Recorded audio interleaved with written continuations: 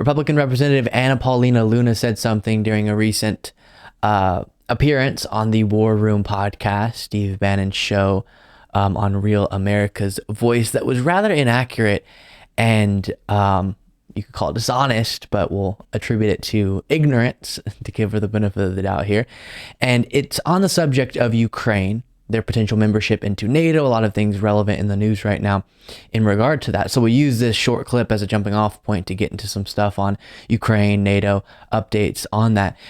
But also, it is hard enough to get our political leaders to derive from facts they understand well the correct conclusion. So even when you have really knowledgeable political leaders, it's still hard to get them to take from that the correct conclusion and then act accordingly and implement the correct policies and all that. With really knowledgeable leaders, it's still hard to mobilize political movements to make them do the correct things. Absolutely. When we have, as we have so many right now, leaders who are not knowledgeable at all about what they're talking about, and especially with this MAGA part of the Republican Party, it seems it's not even an admired characteristic for their followers to put into power leaders and to have their leaders be knowledgeable about what they're talking about. The only priority and characteristic looked for is tell me what I want to hear. It doesn't matter if you actually know what you're talking about. That seems to be the situation right now, unfortunately. And Anna Paulina Luna definitely falls into that, as this clip will portray again on the issue of Ukraine. Then we'll discuss further. Take a look. I want to remind everyone that, remember, Ukraine had an option to join NATO and they didn't. So they want to get housing insurance essentially after their house flooded, and that's not our problem. We don't represent Ukraine. We represent the United States. I want to remind. Okay. So we'll start off with her primary claim there that I guess she believes NATO has offered membership to Ukraine and they turned it down. That's not accurate. The opposite is accurate. The earliest example I could find was from 2002. Ukraine expressed publicly interest all the way back then in being a NATO country, trying to become part of NATO. And ever since then, there's been different levels of prioritization of that on the part of Ukrainian governments and different kind of magnitude of public pushing and all of that. But it's been consistent that Ukraine will express interest. NATO and NATO member countries often will say, yeah, at some point, but not yet. And they have not allowed Ukraine to start that process. And if you understand the process, it's extensive. We would know if Ukraine had been given the opportunity to join and turned it down because of how many steps are included, starting with many of these countries who are interested will get into what's called the membership action plan sort of program there. And that for years can go on. They can be in this membership action plan before actually formally applying and being accepted. And Ukraine hasn't been allowed to do any of that. And so while we have heard a lot of promises from NATO, eventually, the actual process hasn't been started. So she's wrong on that front. And then even if what she said was correct, to compare it to the housing insurance thing that she did is so vile. Because what'd she say there? Oh, you didn't get insurance for your house, so it flooded. The analogy being, well, guess you're just going to have to deal with the fact that Russia's invading your country, trying to take over your territory and slaughtering your people, your human beings. And that's how flippant she is about that subject.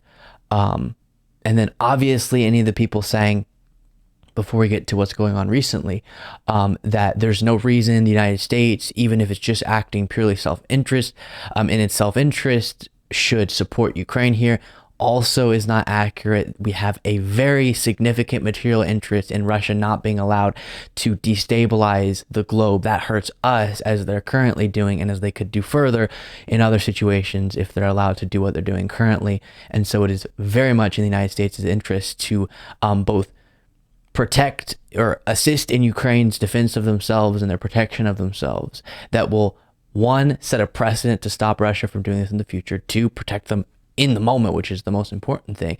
And also, hopefully, weaken Russia in a significant enough extent where they don't have the ability to try anything like this, and they don't have the ability to leverage their power in harmful ways as they've been doing previously. So lots of reasons, even if you're just thinking from the United States' perspective, as to why this is good, what we're doing, not to mention the humanity of Ukrainians.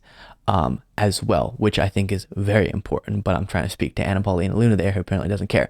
Okay, so now quickly, while we're on the subject of NATO, to quickly run you through recent big news items on that. Here was Zelensky during the recent summit in Lithuania, I think it was, talking about how he is confident Ukraine will be led into NATO soon. Probably it's going to have to be after the war ends. So how soon that will be, we don't really know. Just as we need NATO, and I believe that this is absolutely fair, I am confident that after the war, Ukraine will be in NATO, will be doing everything possible to make it happen. And then we will jump from Zelensky to Biden, who is expressing a similar sentiment. We just concluded the first meeting of the NATO-Ukraine Council, and all our allies agreed Ukraine's future lies in NATO. That's not a surprise to any of us, I don't think. Ukraine's future lies in NATO. The thing, if you're thinking from Ukraine's perspective on that, even though you do want your future to lie in NATO, that's been said a lot of times. I think it's more serious right now because of how the globe, how a lot of countries in the world have united around Ukraine. And so if this war does come to an end, it probably will be a priority to bring Ukraine into NATO.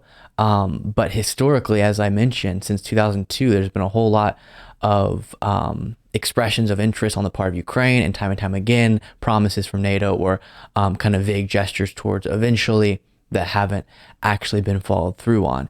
And I will quickly address on NATO membership before getting to a couple final things on this. It's totally reasonable that Biden is avoiding, and actually, for the purpose of this point, let me read this from the New York Times real quick. President Biden said in an interview that aired on Sunday that Ukraine was not ready for membership in NATO and that it was premature to begin the process to allow Ukraine to join the alliance in the middle of a war. And that's the key part, middle of a war. It makes sense that NATO and Biden has a lot of sway here, want to wait until Russia's not actively invading Ukraine, because if Ukraine was allowed to be in NATO, became officially a member country of NATO, then instantly, if Russia didn't in that exact moment withdraw, then NATO would officially be at war because of Article 5 with Russia.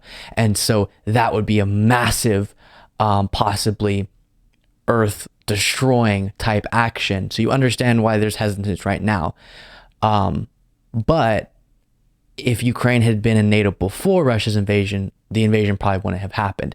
The argument that will be made from kind of Putin sympathizers that we have to deal with far too often right now in politics is, well, the only reason Putin invaded was because of NATO expansion. So you're just asking for more invasions. Number one, Putin is yet to dare to invade in a NATO country that's on his border, even though he's unhappy about them being a part of NATO. So clearly it's good protection and could stabilize the situation right now. And not right now in Ukraine, but I'm saying could stabilize the situation if it had happened before Russia's invasion of Ukraine. And then second, Ukraine was saying, okay, we really want to be a part of NATO, and there was interest, and then Putin got really angry and was being really upset about it, and NATO very publicly backed off from Ukraine joining NATO before the invasion.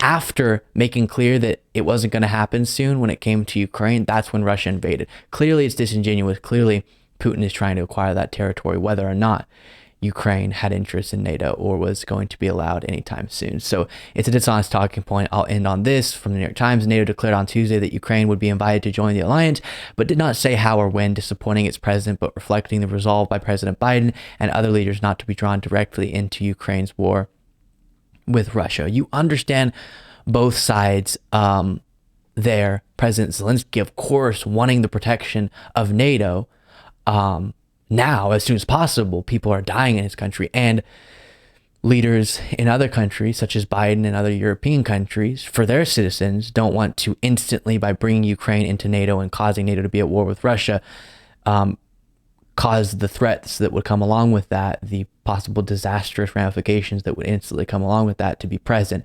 And so everyone's kind of acting, when it comes to this, back and forth, logically, NATO and Ukraine, and then, of course, Russia very illogically. So there's a situation. Anna Paulina Luna, very wrong. And there's your updates on NATO and Ukraine.